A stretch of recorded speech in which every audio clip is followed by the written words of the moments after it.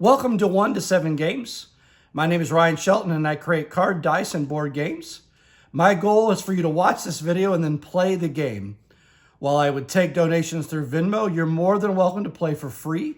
I do not own the rights to any images. I hope you will email me with any feedback and any questions.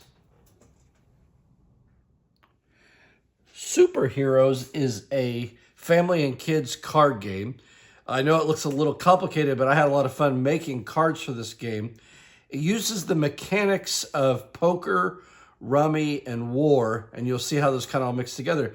You don't really need to have the fancy deck, but I wanted to show you how to prep it, and that it's fun making your own superhero cards. In fact, I made some superhero cards, ones of, like famous superheroes to play the game with as well, which is a lot of fun.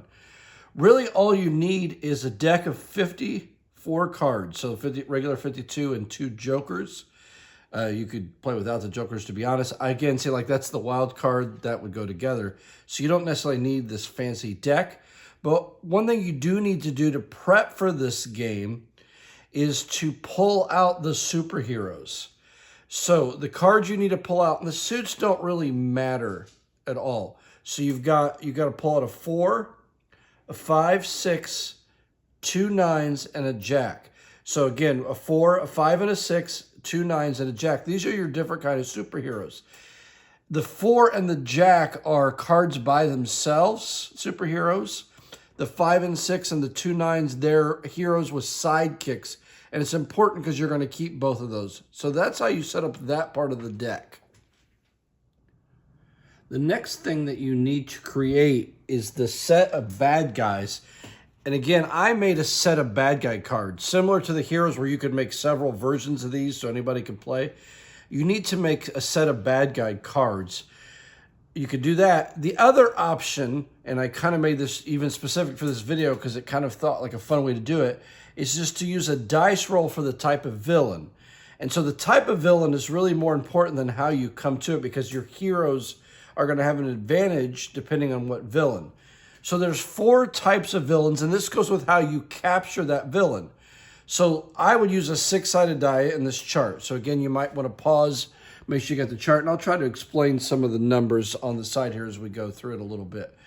But what you're doing is you're going to draw 5 cards, including your heroes and sidekicks. So you'll have 5 cards total, and then you're going to discard cards and draw cards to make the best hand. And it depends on how you win or capture the villain is based on what kind of villain it is. So let's say you roll a number 1. The villain is the lowest card. So whatever of the players, and again, you can use 2 to 7 players. Whatever player has the lowest card wins. So that's why this 4 superhero has an advantage. It already starts pretty low. Not as low as you can go, because again, you have ace, 2, 3, but it starts you off pretty low. And then you have a tie, the next lowest card. So they both have a 3, and then they both have a 4, but this player has a 5, they'd win. And I'll show you that. So again, that's one type of villain where it's the lowest card.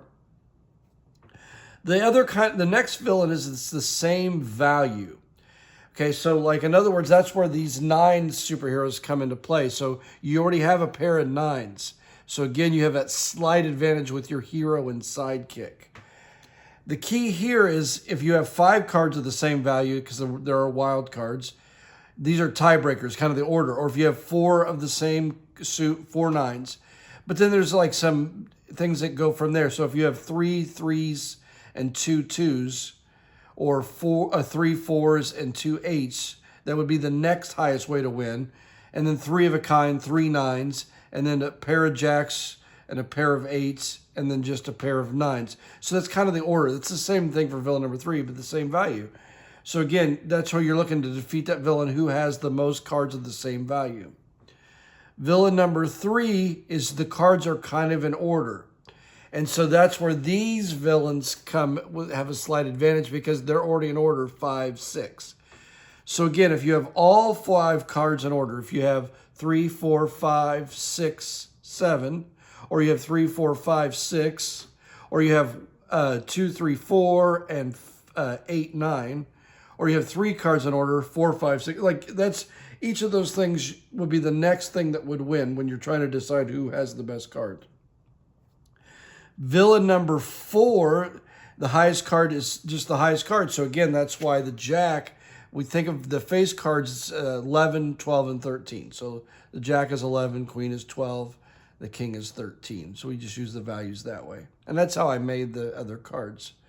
But the next, so it's got a slight advantage. And the highest card, you just tie. And then just to make it simple in a 6-roller, if I'm rolling the dice and I roll a 5, I would get to pick. If I rolled that 6, the other player would get to pick, and they would use their superhero. I'm going to demonstrate a 2-player game for a little bit. I'm going to play with the cards face up for the most part because you can see them. One of the keys to keep in mind is you're going to discard cards. Is you'll never really discard the superheroes. They would just be put off to the side. So again, each player, you're going to take turns dealing around a circle how many players there are. Again, I'm doing 2 players. But that player is going to deal out the number of cards to that player till they equal 5. Since they already have 2, they're going to get 1, 2, 3 cards. And then this player, since they have 1, is going to get 1, 2, 3, 4. So that's the cards. You've dealt out the cards, and you're going to need this in a second. So they have their hand, and again, they're holding it to their vest. They're not letting it see, even though the opponent knows, you know, what superheroes they have. So you're holding that. I'm leaving them again face up just so you can see. Then you need to determine your bad guy. So again, your hero never changes. So you could play like whoever captures 5 villains or 10, however many villains you want to catch. So I'm going to roll to see what kind of villain I get, reminding me that, you know, this player has advantage for the high rolls. This player has advantage for this in order. So I roll and I get a 2, so it's the same value. Pairs, more than one pair. So I'm looking at this, and so this player has a pair of 9s, which puts them in good shape. This player has a pair of kings, and again, they don't know this going in. They don't know this going in, so you're looking at that, right? So then you get to decide. So you've got your hand, and you're going to say, I need 3 cards. So if it's your hero, you would put it off to the side, and you would discard that, and you would keep these 2 cards. So you've discarded those cards, okay? And then you get how many left to get to 5? 1, 2, 3. So then now you have 5 cards. Same thing with this player. They're holding these cards in their hand. They're going to put their hero off to the side because they don't want it necessarily. They might keep it. They're going to discard 3 total cards, and they're going to get 1, 2, 3. Okay? And then basically you just reveal the cards. So this player has a wild card, so they have 3 9s. So again, same value, a 3 is right here. They only have 2, so this player wins. They capture the villain. That's pretty much how it's done. So then when you restart the game, you take the cards that have been discarded, everyone but their heroes. So look, I've kept the heroes. I can do this, and then I discard these cards. You only shuffle back into this deck when you need to after about a few rounds usually. And you can do it every couple rounds. So again, so each player, so I would switch who deals. So maybe this card deals now. So I deal till they have 5 cards. So each player has 5. And again, remember, they're not looking. Those are hidden. So they've got them in their hand. All right. So then I'm going to roll for a villain. And I rolled a 5. So this player was the die roller. So they're going to pick. Now they're going to pick in order because that's the cards they have. But they also have the ace and the king. I'm realizing, which is an interesting test, that it might be better to roll for the villain first. That might be a better way to do it so that you can pick based on that. But we'll see. I've never done it with this player, but we'll just kind of do it. So they're going to probably switch and are going to say, actually still in order because these are, you got ace and king, so I'd go high card. I'm going to say, who's the highest card?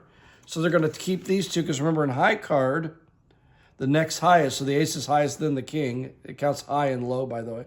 Again, discarding to keep those separate than the other discards. They don't have any high cards at all, so you can discard all 5. They might get rid of all 5, right? Including their hero. 1, 2, 3, 4, 5. Then you reveal your cards. They have the ace. They have the highest. So this player now has captured 2 villains again. 2 villains. So again, you keep their heroes. You discard all the cards except for the heroes. And you go again. I'm going to do it that way that I said the first time. I'm going to, I put the 5 and 6 away. So that happens regularly with me when I'm playing, even with other players. So I'm going to do the thing. I'm going to roll for the bad guy first in case that happens with this, the pick. Oh, so it's going to be the same value. So again, dealing 5 cards. 1, 2, 3, 5 cards. Oh, see, that would have been a good in order if they'd had that bad guy. 1, 2, 3, and 4. All right, so again, these have no cards the same. So I'm going to probably keep the ace and the 6 to hope maybe I get a pair of one of those. I'm going to discard those cards. I'm going to keep, again, I want to keep that 5 off to the side. 4, 5. They've got ace and 2 jacks, so they're just going to get rid of 2 cards. So the same value. So look, this wild card, that means they have 3 jacks. This player finally captured a villain. So that's how you play 1 to 7 superheroes. One of the things I really want to emphasize, and the reason I really want emails, is you'll notice right in the middle of my playtesting, because I used a new sheet, I realized I needed to roll for villains before I drew cards. So I'm always looking for those kinds of suggestions. So hopefully you'll test this game out. It's a lot of fun with kids because they can handle those very simple mechanics, and you're only drawing a few cards, so it kind of keeps the game nice and flowing. I usually play to capture 5 villains, but you can play to any number. Hopefully I'll hear from you, and hopefully you enjoy this game.